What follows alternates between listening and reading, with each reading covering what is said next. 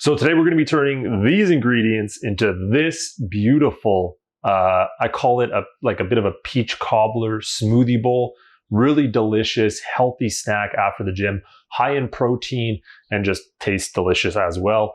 And we're going to be making it in our 700 watt Power Elite blender. So we'll also be testing this out at the same time and seeing how good of a job it does, chewing up all these frozen ingredients. And this really is a super simple recipe you can make at home in just a few minutes.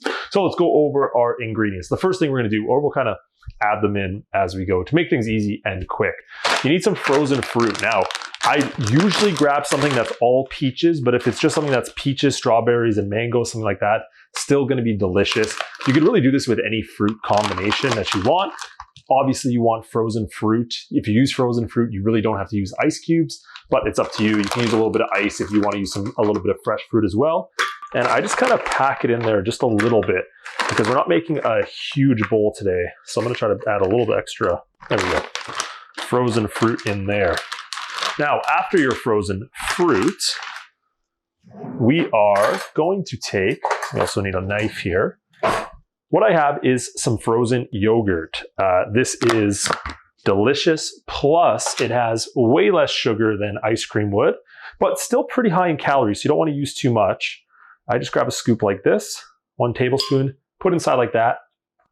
We are going to finish it off, that's good, with a little bit of frozen yogurt as well. So I'm going to put this back in the freezer for now, and we'll come back to that.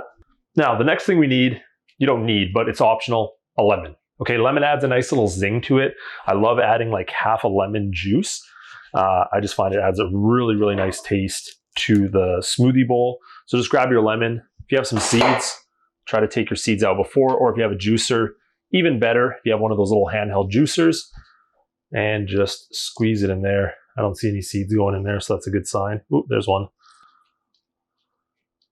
Just a nice squeeze of lemon. Okay. Oh, why did I do that?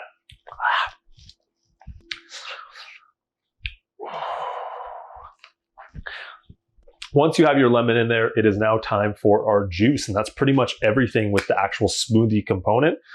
I just grab pure orange juice. It doesn't have to be like the fancy juice. If you get the better stuff, you get the better stuff.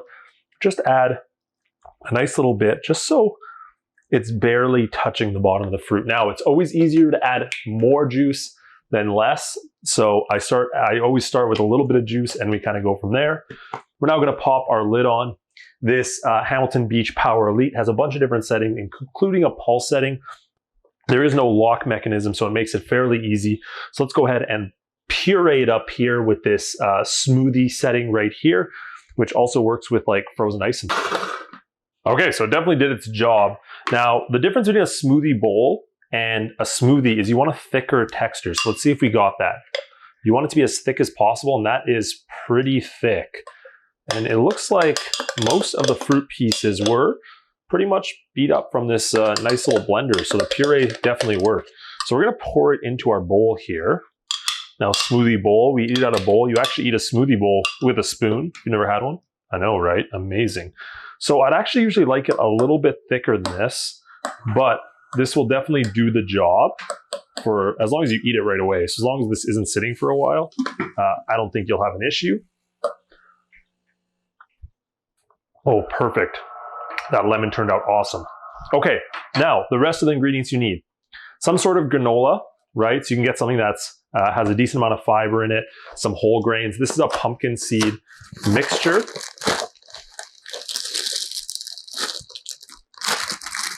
So first thing I do is I take my granola and I just add some just to the side here, right? I like to keep my top ingredients a little bit more, distributed. So we add our granola on the side. Now you're gonna take some fresh fruit. In this case, I'm gonna use a nice fresh banana. I like to use around half a banana per smoothie bowl. I find it's the perfect amount. You can also add strawberries. You could add blueberries. You could really add whatever you want. Take a knife, make some little cuts just like this so we can just slide it out. There we go. And now we can go ahead and take our banana And we can layer it on there however we want. Just like this. Okay, not quite the design I wanted. Now, once you're done with your fresh fruit, now we take some peanut butter. I like to get crunchy. You can get smooth or really whatever you want. Take a nice heaping scoop of peanut butter and just kind of place it on the side. I know it seems like a weird ingredient, but once you try it with the peanut butter and you start eating a little bit with it, oh, it's so good. And then we just top it off with some cinnamon. Not that much, but just a nice little topping of cinnamon. And that, my friend, is the perfect peach cobbler smoothie bowl. Look at how creamy that is.